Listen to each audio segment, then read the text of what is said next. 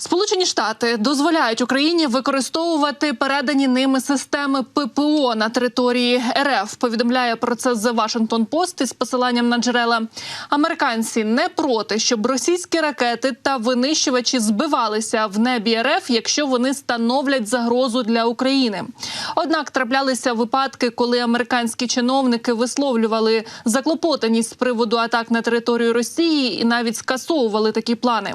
Зокрема, було начебто скасовано заплановану атаку Головного управління розвідки на Москву. Американці побоювалися агресивної відповіді Кремля.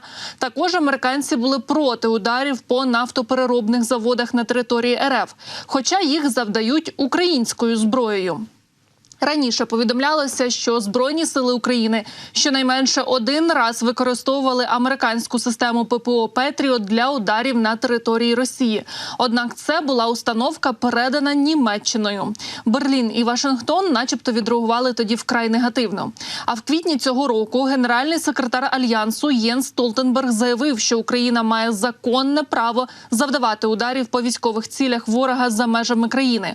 У цьому контексті збиття ворожих військових літаків на території Росії є частиною законного права України на самооборону. Ну а раніше, також у квітні, командувач повітряних сил генерал-лейтенант Микола Олещук підтвердив, що 19 квітня ЗСУ збили російський бомбардувальник Ту-22М3, який бив по Україні ракетами, і за інформацією ГУР, літак збили на відстані близько 300 кілометрів від українського кордону, тобто у Ставропольському краї РФ.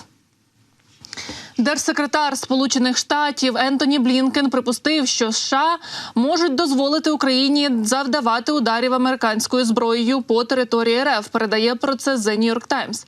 Перебуваючи в Кишиневі, держсекретар заявив, що зараз Штати не дозволяють такі удари, але в майбутньому вони можуть адаптуватися та пристосуватися, як уже робили раніше під час цієї війни, у міру зміни ситуації на полі бою та дій Російської Федерації. На запитання журналіста, чи означає це, що Штати можуть підтримувати атаки України по території РФ, він відповів, що адаптувати і скоригувати означає саме це.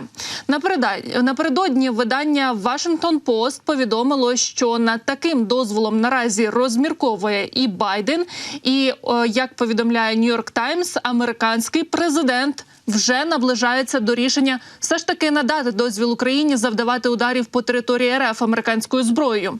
Як зазначено у публікації, після багатомісячних закликів президента України Зеленського щодо зняття обмежень, Білий дім розпочав формальну і, очевидно, швидку переоцінку того, чи варто йти на такі ризики.